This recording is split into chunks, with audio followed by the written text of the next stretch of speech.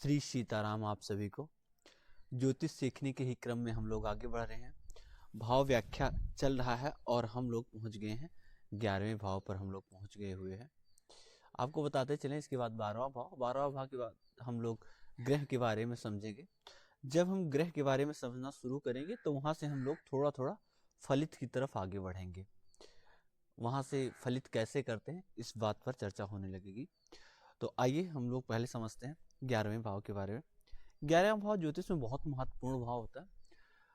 महत्वपूर्ण तो सारे भाव हैं, 11वां ही क्यों, सबका अपना महत्व है। लेकिन आजकल के परिवेश में जब बात ये 11वां भाव बेसिकली आपके लाभ, आपके इनकम, इच्छा पूर्ति के लिए मूलतः होता है। तो जब आज के भौतिक परिवेश में हम लाभ या इनकम, इच्छा की बात करते हैं तो ये ज़्यादा प्रासंगिक हो जाता है आजकल के परिवेश में, इसलिए ज़्यादा महत्वपूर्ण हो जाता है। इसकी रिलेवेंसी फलादेश करते टाइम ज्योतिषियों के लिए ज़्यादा हो जाती है और आपके लिए भी इसको जानना बहुत ज़रूरी हो जाता है, क्योंकि आपके द्वारा किए गए कार्यों का जब रिजल्ट की बात आती है तब इसको देखते हैं। ज्योतिष में एकादश भाव व्यक्ति के जीवन में मिलने वाले ये लाभ, आय के स्रोत, धन प्राप्ति, इच्छा पूर्ति की, आपके दोस्त, बड़े भाई बहन, सामाजिक नेटवर्क को दर्शाता है। यहाँ से आपके छोटे भाई का पता चलता है, यहाँ से आपके बड़े भाई का पता चलता है ज्योतिष में। ये आपके कर्म हाउस का क्या है, दूसरा है, धन भाव है, और आप इसको देखेंगे आपके भाग्य का पराक्रम है। एक, समाज में आपका वर्चस्व कितना होगा, कितने प्रभावशाली होंगे, और जीवन में आपके जब सफलता, और सफलता जो आप मेहनत कर रहे हैं उसकी कितनी आपको सफलता मिलेगी या रिजल्ट नहीं मिल पाएगा, इसके विषय में जब देखना होता है तो 11वें भाव के ऊपर लोग देखते हैं। आप कोई कार्य कर रहे हैं, नौकरी कर रहे हैं, व्यापार कर रहे हैं या किसी भी फील्ड में हैं, मूलतः ही आपके कर्म से ही होगा। बाकी सारी फील्डों के लिए भी यही देखा जाएगा, लेकिन जब आपके इनकम के फ्लो का और डायरेक्ट जो रिजल्ट बोलते हैं ना, फायदा की बात जहाँ से करते हैं, तो वो इन्हीं में आता है। व्यापार में हो गया, आपके कर्म में हो गया, आपकी मनोकामना क्या है। जब कोई बोलते हैं ना कि मेरी मनोकामना पूरी होगी कि नहीं होगी, कुछ कामना मन में लेके आए हुए हैं, तो यहाँ 11वां भाव प्रासंगिक हो जाता है उस भाव का उस समय फलादेश करने के लिए। बड़े भाई बहन, आपके मित्र, मित्र कौन, जो अच्छे हों, सोशलाइज हों, जो आपके वो वाले मित्र नहीं जो बाई बर्थ और आपके कॉलोनी में, आपके रिलेशन में या आपके फैमिली से निकल के आते हैं। वो हैं जो आप सोशल में बाहर आपके खुद के स्वार्जित होते हैं। उस संबंधों की यहाँ पर बात होती है। आप उनको मित्र बोल लीजिए, आप उनको अपने व्यक्तिगत संबंध बोल लीजिए। उसका जब चर्चा होती है और उसको जब देखना होता है तो यहाँ से देखते हैं उनसे कितना आपको सहयोग मिलेगा। संबंध तो आपको बन गए, रिलेशन आपने बना लिया, बट जब आपको ज़रूरत पड़ी तो आपके काम आएंगे वो लोग कि नहीं आएंगे, या ज़रूरत पड़ने पर धीरे से साइड से फुर हो जाएंगे, या फिर स्तंभ की तरह खड़े रहेंगे आपके साथ। 11वां भाव को देख लीजिए, वो बता देगा।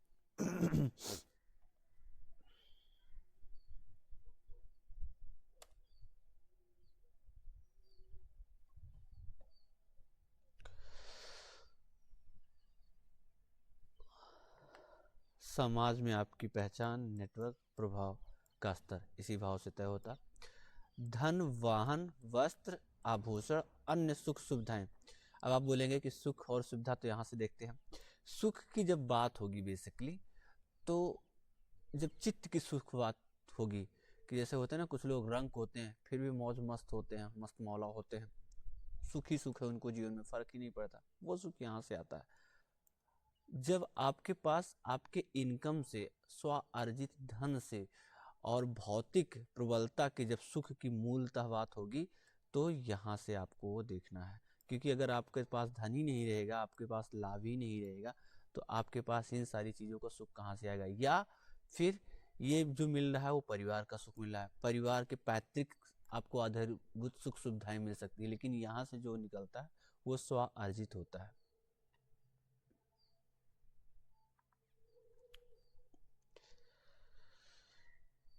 आभूषण आदि की यहाँ पे चर्चा हुई है।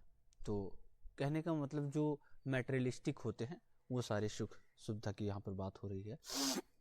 आपको उससे ऐसे देखना है। अब इसमें ये समझ लिए, ये तो भाव हो गया। भाव को आप एक तरह से ना ऐसे देखें कि जैसे जो लोग फार्मिंग में हैं, खेती हैं, वो इसको ज़्यादा बेहतर समझेंगे क्योंकि कहीं की मिट्टी होती है तो वो किस चीज़ के लिए उपजाऊ है या किस चीज़ के लिए उपजाऊ नहीं है। फॉर एग्जाम्पल के लिए कोई मिट्टी है जो गेहूं के लिए बहुत अच्छी उपज करती है, कोई मिट्टी है जो अन्य दाल तिलहन आदि के लिए बहुत उपज करती है। तो ये मिट्टी, ये भाव किस चीज़ के लिए ज़्यादा, ये लाभ के लिए है।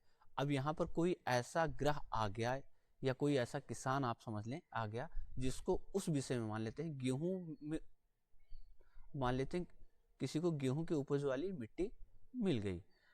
अब वो किसान भी ऐसा है जिसको गेहूं के बारे में सारी जानकारी उसको पता है, तो वहां से अच्छी पैदावार गेहूं की निकालेगा। कोई ऐसा है जिसको गेहूं के बारे में कुछ पता ही नहीं, तो क्या करेगा, कैसे निकाल पाएगा फसल।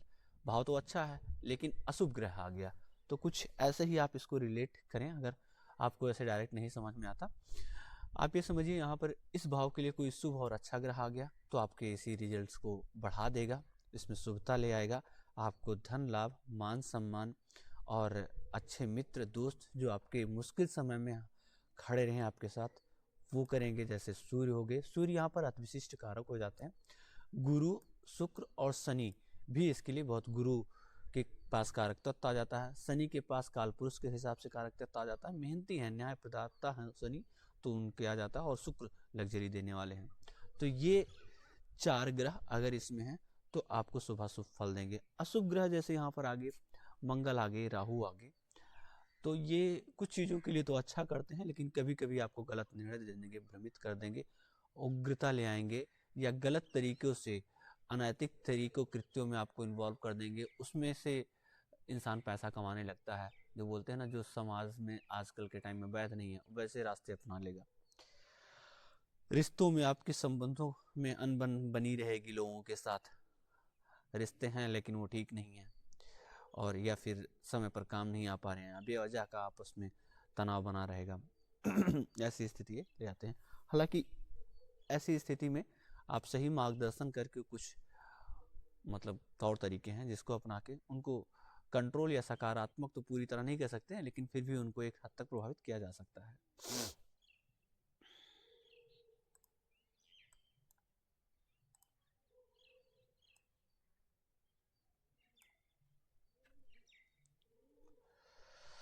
लग्नेश के बारे में यहाँ पर समझेंगे। लग्नेश, लग्नेश कौन होता है? यहाँ पर जो आपके राशि लिखी होती है उसके जो लॉर्ड होते हैं, हमारे प्रीवियस में जो पार्ट पढ़ाए गए हैं उसको क्रम वाइज आप देख के, या जिसको नहीं पता है तो उसमें ये चीज़ कवर है कि कौन सी राशि के कौन से लॉर्ड होते हैं और अगले लग्नेश को कैसे समझें।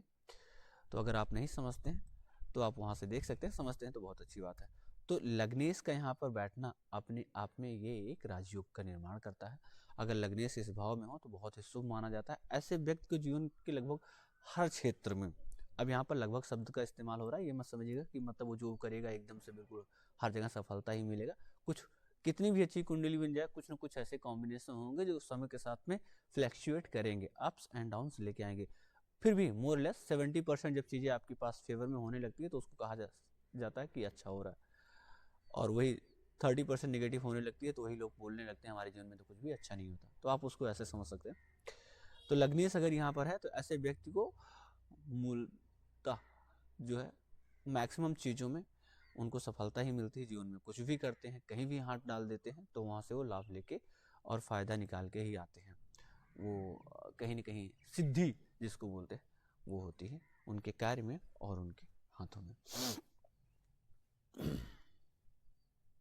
कुछ इसके बारे में महत्वपूर्ण तथ्य जिसको जान लेना बहुत जरूरी है।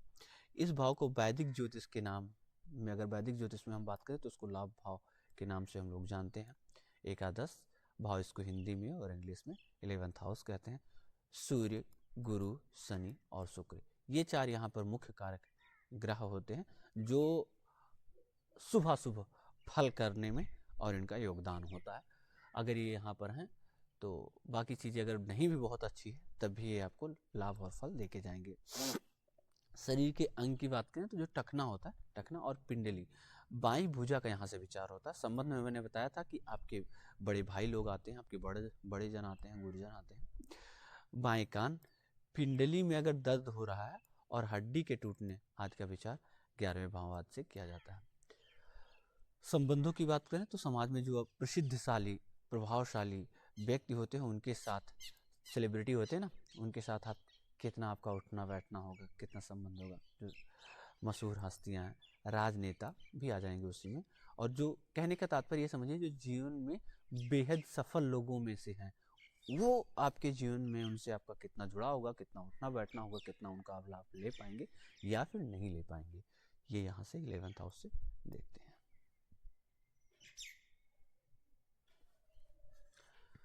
समराइज इसको अगर हम करना चाहें तो ये कह सकते हैं कि एकादश भाव व्यक्ति के जीवन में लाभ आए और दोस्तों, सामाजिक पहचान और इच्छा पूर्ति का ये प्रतिनिधित्व करता है। जब इतनी चीज़ों से जुड़े, अब समय के साथ, इंसान के साथ और उसके लक्ष्यों के साथ ये आय और लाभ, किसी को मैटेरियलिस्टिक लाभ चाहिए, किसी को स्पिरिचुअल लाभ चाहिए, किसी को सम अदर फॉर्म में, तो वो सारी चीज़ें चेंज हो जाती है। इन शॉर्ट बोलें तो आपके द्वारा किए गए कार्यों के लाभ या इनकम, आपकी सोशलाइज कितने आप स्ट्रांग होंगे, नेटवर्क आपकी कितनी अच्छी होगी, और जो आप गोल सेट करेंगे या आपके डिजायर्स होंगे, वो का फुलफिलमेंट का रेशियो क्या होगा, कितना पूरा हो पाएगा, वो यहाँ से आप 11वें भाव को आप चिन्हित करके और उसको देखते हुए आप उसका विचार कर सकते हैं।